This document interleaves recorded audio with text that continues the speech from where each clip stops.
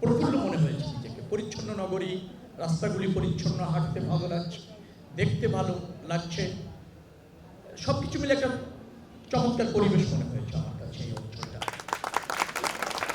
যারা সাথে যুক্ত ছিলেন তাদেরকে স্বাগত। আহ্বান হচ্ছে তাদের প্রতি, এটা তারা কন্টিনিউয়াস করবেন। সবাই যে এলাকায় আপনারা বসবাস করেন, সারাদিন নিজেকে সময় দেন, সপ্তাহে অন্তত 1 ঘন্টা পরিবেশকে সময় দেন, প্রতিবেশীকে সময় দেন, এলাকাকে সময় দেন। একটু স্বেচ্ছাশ্রমের ভিত্তিতে আমরা যদি এলাকাটাকে গুছিয়ে রাখি, পরিচ্ছন্ন রাখি, শৃঙ্খলার মধ্যে রাখি, আমার মনে হয় তাতে একটা সুফল পাওয়া যায় এবং সেটা কিন্তু দীর্ঘমেয়াদী হয় এবং সেটা কিন্তু ধারাবাহিকভাবে সবসময় হয়। সিটি কর্পোরেশন আমাদের আছে, তাদের সক্ষমতার সীমাবদ্ধতা আছে, লোকবলের সীমাবদ্ধতা আছে, এটা আমরা জানি। পরিকল্পিতভাবে আমাদের নগরটা গড়ে ওঠেনি, এটা আমাদের একটা বড় দুর্বলতা। ধারণ ক্ষমতার প্রায় 3 গুণেরও বেশি লোক বসবাস করে ঢাকা সিটিতে, এটা একটা চরম বাস্তবতা। এগুলি নিয়ে আমাদের এগোতে হচ্ছে।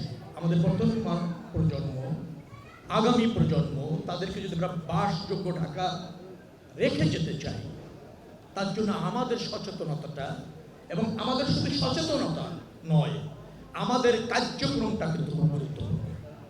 আমরা সে ব্যাপারে যদি সচেতন হই।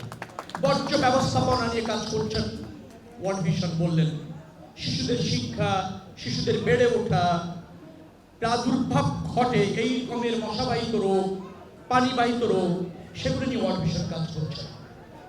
হ্যাঁ, তারা করছেন বৃহত্তর জনস্বার্থে, কিন্তু জনগণ হিসাবে কিন্তু আমাদের কিছু নাই। সিটি কর্পোরেশন বর্জ্য ব্যবস্থাপনা করেন। আমার কাছে মনে হয়েছে বর্জ্য ব্যবস্থাপনার চেয়ে গুরুত্বপূর্ণ হলো বর্জ্য সংরক্ষণ অথবা বর্জ্য রাখা। বর্জ্য রাখা, সংরক্ষণটা যদি আমরা সচেতনতার সাথে, সুন্দরভাবে, দায়িত্বশীলতার সাথে করতে পারি, তাহলে বর্জ্য ব্যবস্থাপনাটা স্মুথ হয়, সহজ হয়, কার্যকর হয়। যন্ত্রতন্ত্র বর্জ্য ফেলে বর্জ্য ব্যবস্থাপন করার কোনো নজির পৃথিবীতে নেই। অর্থাৎ আমরা বর্জ্য সংরক্ষণ বলেন অথবা রাখা বলেন অথবা তাই বলবো, সেই জায়গায় আমাদের কিন্তু একটা সচেতন হতে হবে। আমরা যদি সচেতন না হই, তাহলে সিটি কর্পোরেশনের উপর শুধু দায় দিয়ে আর বর্জ্য ব্যবস্থাপনার জন্য কয়েকজন কর্মকর্তা কর্মচারী যারা সিটি কর্পোরেশনে আছে তাদের উপর দায়িত্ব চাপিয়ে আমার মনে হয় যে সফল হওয়া যাবে না। সচেতনতার পাশাপাশি নিজেকে প্রস্তুত রাখা, এই জায়গাটা আমাদেরকে গুরুত্ব দিতে হবে। এবং এটা করবেন, আমার প্রথম দাবি হচ্ছে রাজনৈতিক কর্মী যারা আছেন বাংলাদেশ জাতীয়তাবাদী দল, আমরা ক্লিন ঢাকা করতে চাই, আমরা একটা সমৃদ্ধ নেশন করতে চাই, আমরা সবার আগে বাংলাদেশকে প্রাধান্য দিতে চাই। তার মানে হচ্ছে আমি বাংলাদেশকে ধারণ করব, আর আমার এই ধারণের মধ্যে দিয়ে বাংলাদেশ সমৃদ্ধ হবে। সেটি যদি করতে হয়, প্রত্যেক নাগরিক, বিশেষ করে রাজনৈতিক কর্মী, সমাজকর্মী, স্বেচ্ছাসেবী সংগঠন, এদের সবাইকে একত্রে সমন্বিতভাবে কাজ করতে হবে। দায় চাপা হচ্ছে, দায় নেওয়া শিখতে হবে, কর্তব্য পরায়ণ হতে হবে। তাই যদি হয়, ভালো নাগরিক হতে হবে। ভালো নাগরিকের গুণ কি, সেটা আমাদেরকে কিন্তু অ্যাচিভ করতে হবে। আমরা যদি সেভাবে পারি, ডেফিনেটলি বাংলাদেশ জাতীয়তাবাদী দলের সরকার গ্রুপ মেজরিটি দিয়ে নির্বাচিত হয়েছে।